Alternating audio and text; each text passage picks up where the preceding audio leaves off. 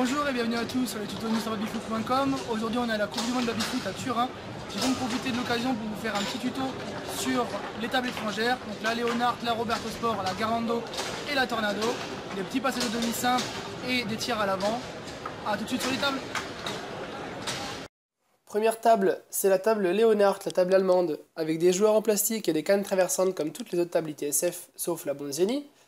On va voir que l'on pratique principalement le jeu main ouverte et snake, mais que l'on peut quand même mettre notre jeu Bonzini sur cette table.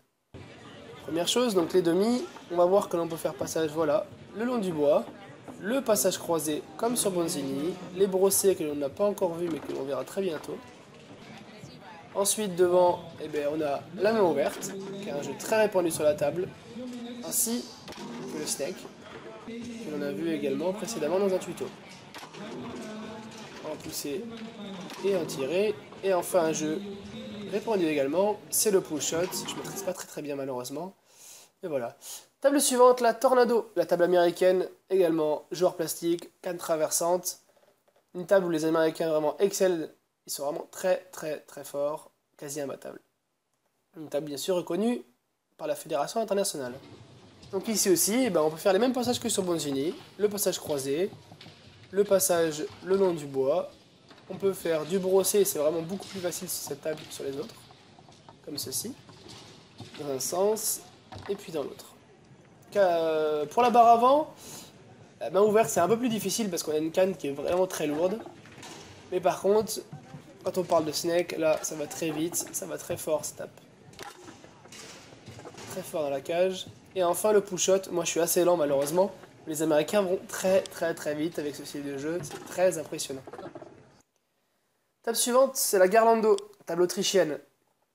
Donc là, une cage qui est très grande, il est juste très difficile d'avoir la balle devant parce que c'est un revêtement qui glisse beaucoup avec la nouvelle balle.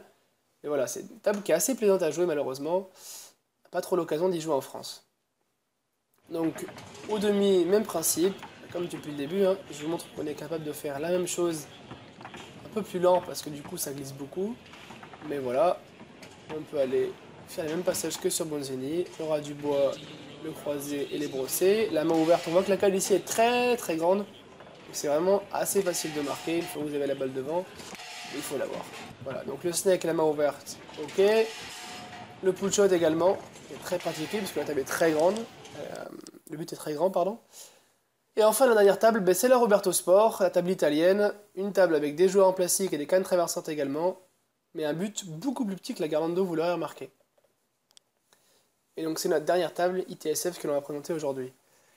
Et sur cette table, même principe, les passages le long du bois et le croisé, ça marche très bien. On peut également faire du brossé, comme ceci dans un sens et dans l'autre. Et barre avant, même si le but est beaucoup plus petit que sur les autres tables, on va pouvoir faire de la main ouverte, dans un sens et dans l'autre, le snake, dans un sens et dans l'autre, et enfin le pull shot avec un pull shot long et un pull shot au premier poteau.